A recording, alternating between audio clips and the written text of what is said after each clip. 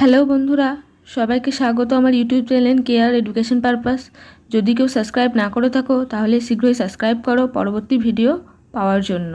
তো দেখো, আজকে আমি তোমাদের সাথে আলোচনা করব ইংলিশ অনার্স সিলেবাস সেমিস্টার 3।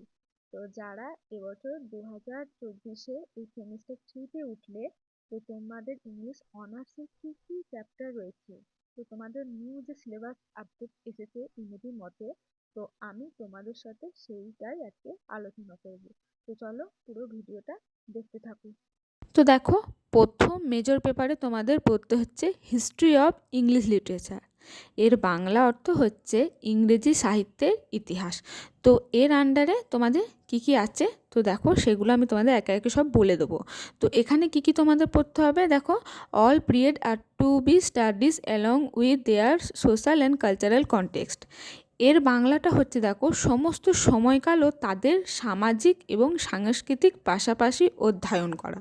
তো এখানে তোমাদের পড়তে হচ্ছে, দেখো, ইউনিট 1-এ the beginnings to the age of Chaucer, অর্থাৎ চসারের যে সময়কালের শুরু, সেইটা তোমাদের টোটাল পড়তে হচ্ছে ইউনিট 1-এ।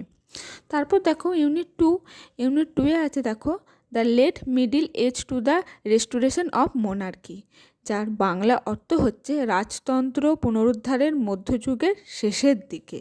তো এটা হচ্ছে তোমাদের ইউনিট 2। তারপর দেখো ইউনিট 3। তো ইউনিট 3-তে তোমাদের কি আছে, দেখো, the restoration period to the romantic period, মানে যার বাংলা অর্থ হচ্ছে রোম্যান্টিক সময়কাল থেকে পুনরুদ্ধারের সময়কাল। তো এটা হচ্ছে তোমাদের ইউনিট 3।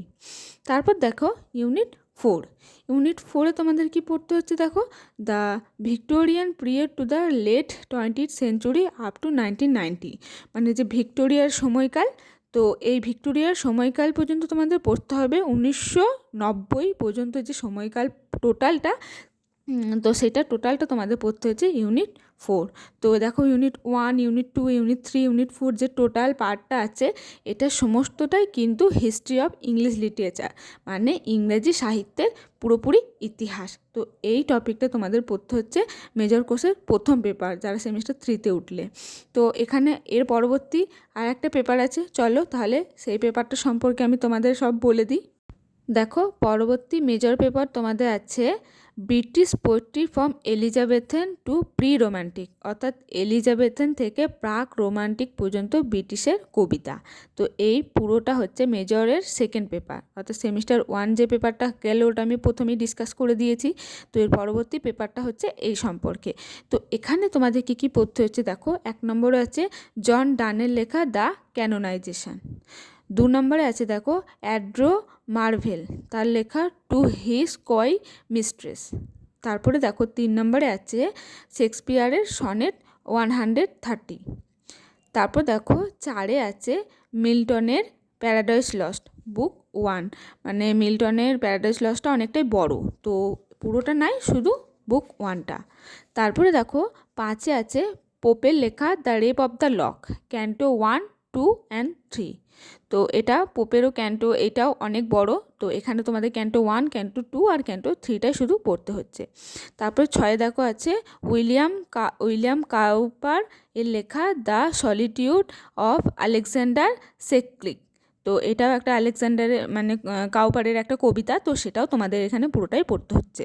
তারপর দেখো 7-এ আছে গ্রের লেখা elegy written in the country চার্জিয়ার।